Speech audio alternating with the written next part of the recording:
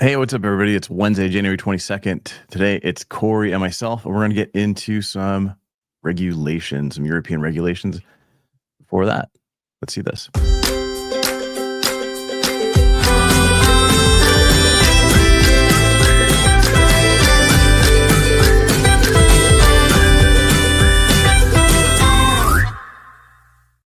All right.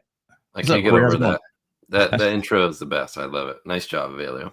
Thanks, man. Funny, good stuff. If you guys are watching the Daily Show, let us know where you're watching from. Just throw it in the comments. We get people going from all over the place, like Egypt, New Jersey, everywhere. So let us know. All packaging hotbeds, Egypt and New Jersey. And Jersey, right. That's what all those drones are happening in Jersey. Was like they were Amazon drones just dropping stuff off. It could have been. Yeah. All right. So you got Cory Connors, Sustainable Packaging Podcast, and then you got me, Evelio Mattos, Packaging Unboxed. All right, buddy. We got 10 minutes. What are we going to cover? So today is the official launch of the PPWR, the Packaging and Packaging Waste Regulations in Europe. The team at Lorax EPI just posted about all this. This is going to have major effect to anybody working in Europe, period. And it's going to be thanks. Packaging hotbeds, hashtag. So a couple things, and the team at Lorax EPI has kind of highlighted here: mandatory recycling targets for all packaging materials will be instituted. Greater producer responsibility to ensure sustainable design and proper end-of-life management for packaging, and actions to reduce over-packaging and single-use packaging. Mm-hmm. And then also support for refill and reuse systems, which I think it's all the things we talk about all the time, and it's coming to fruition. These are things we've been talking about for years and years, and now it's coming into law. Okay, so then let's break that down quickly. Like, why should a company care about that? Well, it's going to affect them financially. There will be taxes associated. There will be deposit return schemes. There will be all of these things that are happening. We're calling it your green bottom line. And we need to look at how we're going to be financially affected by all these things. Hopefully your company has been taking these, making these moves already. Hopefully your company has been looking at returns systems or reusables, or downsizing your packaging, or using more recycled materials, or all of these things that you can be doing now and should have been doing over the last several years are becoming urgent, and are urgent now because they will affect you in a very negative way if you don't kind of get on board with these new policies. Yeah, and from a cost perspective, it's not clear what these costs are going to be, what the cost implications are. I haven't seen any lists. I've seen some for Oregon, for the EPR laws. They're all kind of, it's not super easy to understand. The numbers aren't posted somewhere easily to find that as far as I could tell. I've scoured the websites and just see, tons of long articles and all of these details, but what I want to know is how much for this, how much for that, and so if anybody's listening and can provide that information, I would appreciate it. I think it's shared with the producers once you join the CAA, the Circular Action Alliance. So that's something we'll have to get to the bottom of. Yeah, I know, having a conversation with a client yesterday, major global retailer, that was the question. That was one of the questions I asked him, was like, how are you dealing with all these different EPR laws that are happening just weekly? Yeah. And what are you guys paying at this point? Like, do you guys have do you know what you're paying, and where is this coming out of? How are you being billed? Like, kind of just going through the list, like, of the questions that happen. And these guys, huge retailer, and like, we really don't know yet. Yeah. Right? They're like, we're still waiting. We're still waiting for it to hit, and that's the scary part. It's kind of scary in the sense of you're you're driving to sell, you're driving to save money, you're doing all these things, and you're going to get a bill for something. You don't know what that bill's going to be, so you don't know how it's going to affect you. And then come in the coming year, once you've got some data behind it, and you can then estimate, you're probably going to increase prices to cover these costs. For sure.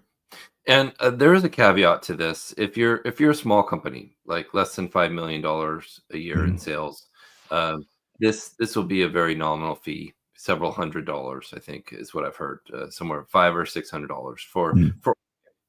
So I think that will help a lot of these small companies kind of deal with this very scary thing, because if you don't have the resources to get your data figured out and handle all this, then you can kind of just pay the fee this year.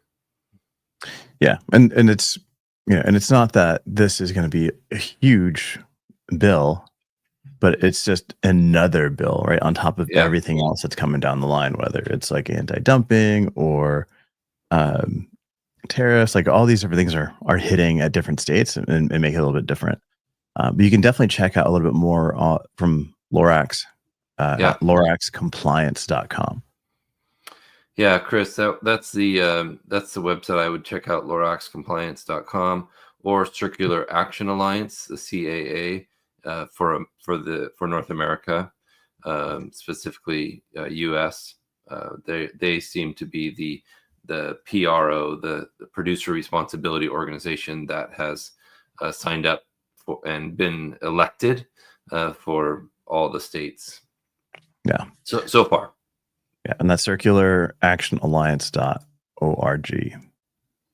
And then in terms of regulations, there's in Europe, there's a regulation that happened in June. It's June 2023. So it's called Regulation 2023/988.